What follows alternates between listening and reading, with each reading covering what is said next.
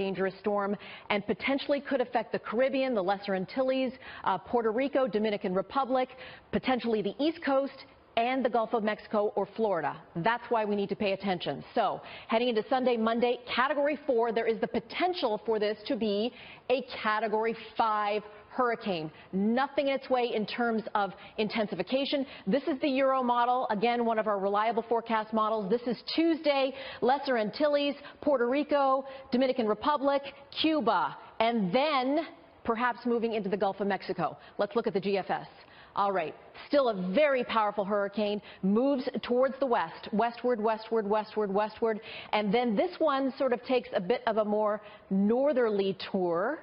Let's see if I can get my maps to work. There we go. That is a very dangerous hurricane right there, and it moves up towards the southeast. Okay, this is days ahead. This is next weekend. But what I can tell you is if you live along the East Coast, if you live in Florida, if you live along the Gulf Coast, you need to pay close attention to this storm, as well as the potential storm in the Gulf of Mexico. Also want to make mention, this is Tropical Storm Lydia, could potentially also be a hurricane and affect Cabo in the next couple of days. So busy, so crucial. I don't want to scare. I want people to be aware. We are into peak season. We could potentially have a very dangerous hurricane on our hands in 5 to 7 days that could potentially hit the East Coast, Florida, Gulf Coast, and then we are also watching the potential for a storm this weekend in the Gulf of Mexico that potentially could bring more rainfall to areas affected by Harvey. We will keep you posted. Listen to your local weather services. Listen to your local officials. Have a preparation plan. Know what to do if there's a hurricane. Now tracking Category 2 Hurricane Irma. This one has intensified rapidly, and if you had a chance to tune in with us last night, this was showing signs that it was going to strengthen rather quickly because it was very well defined. There's nothing hindering its development. There's no wind shear out there. It has a lot of moisture to work with. So right now winds are sustained at 100 miles per hour. It's continuing to move west-northwest at about 10 miles per hour. But look very closely. You can see it's starting to develop a very well-defined eye, which is also indicative of intensification. Usually when you get a well-defined eye, not too much longer, it does become a major hurricane. And when we say major hurricane, it means Category 3 or higher. So it's well within the realm of possibilities that we could see this become a major Category 3 hurricane before the day is over, or even possibly as late as tomorrow morning. So it's definitely going to be worth watching over the coming days. Here's the latest track on this for you. As you can see, here we are Friday morning. Category 3 hurricane forecasted about 120 miles per hour. But as I said, it could easily become a Category 3 even before that. Then it continues on through Saturday morning. Again, remains a major Category 3 hurricane. And then we take it out to about Tuesday. And by then, it could become a Category 4 hurricane with winds sustained at 130 miles per hour. But even by then, it's possible it may be a Category 5 hurricane. That's a little bit of a wait-and-see situation, but again, there's nothing hindering it from intensifying that rapidly. Now you can see this is actually the National Hurricane Center track here for you, and it's taking Irma towards the Lesser Antilles. Question is, where does it go from there? Does it kind of come up the eastern seaboard? Does it go into the Gulf of Mexico? That would be disastrous. I mean, this storm going anywhere near land is going to be disastrous. So I'm really hoping this one anomalous spaghetti model here is actually going to be correct, because it would keep it away from land and keeps it away from the Gulf, keeps it away from the eastern seaboard, keeps it away from Bermuda. So that would be ideal. But at least you can see most of them, do keep on the same track and then have it curving a little bit close for comfort here. Here's a look at the model difference. These are the two we often talk about. We talk about the GFS, which is also known as the American model, and we also talk about the European model. So the American one is the one in pink, the European is the one in white, and this is set to take you out to next Sunday, September 10th. Do not like where the GFS has this position, but it's kind of been all over the place because the run before this had it a little bit farther out to sea and a little farther to the north. So I do want to tell you to take this with a grain of salt, but I will say the intensity of this storm has remained consistent with the American model, and so far the European model keeping this one farther off to the south, having it run right across Cuba and then potentially into the Gulf of Mexico. That wouldn't exactly be ideal either. So unfortunately, not loving the way either one of those models is shaping up for anybody.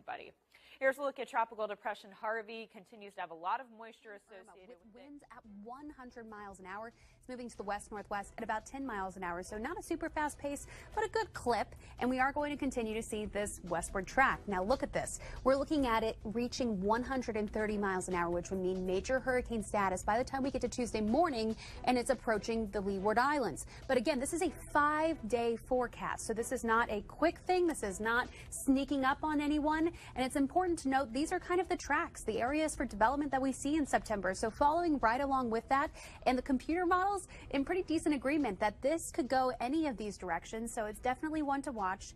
Too soon to say whether or not we'll see U.S. impacts, but it's definitely one to keep our eyes on. You have another system out in the Atlantic. It was a tropical storm earlier this morning, but the latest update from the National Hurricane Center now has Irma as a Category 2 hurricane. It is moving off to the west and is forecast to be a major hurricane by tomorrow and early next week, threatening the eastern parts of the Caribbean.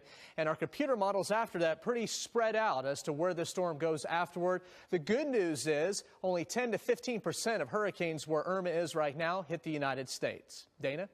Jeff Jameson from KTVT, our Dallas station. Thank you. The Hurricane Center has just said that at 11 a.m. they will officially name it and post advisories for Tropical Storm Irma. And the reason we really want to keep attention, close watch on this storm is because by the end of next week, it is likely to be just north of the Dominican Republic. Okay, we'll be watching it closely. Thank you, Shay.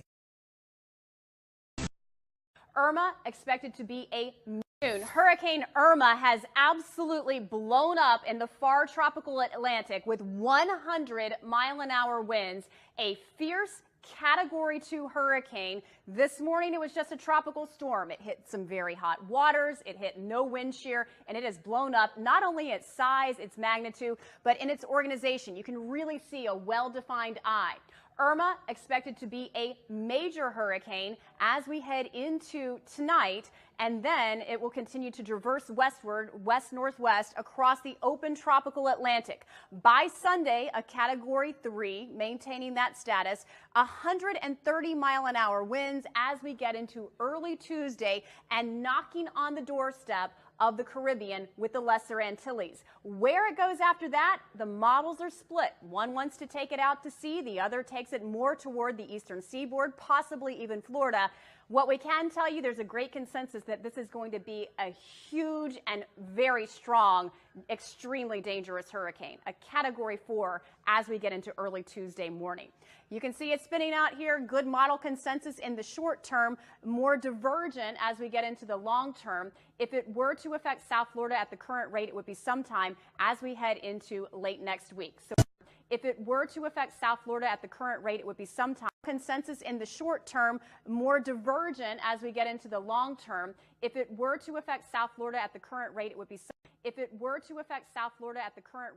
sometime as we head into It is expected to become a hurricane by Friday morning, a Category 1 hurricane, and then from there there's a lot of speculation whether it goes farther north or farther south. Why? Well, the computer models, each line you see here is a different rendering of the scenario that could play out. Some, as it gets towards the end of this forecast period, goes a little bit farther north, and some go a little farther south. This time of the year, it's almost just as important to see the strength and the positioning of something called a Bermuda high that sits over the middle parts of the Atlantic.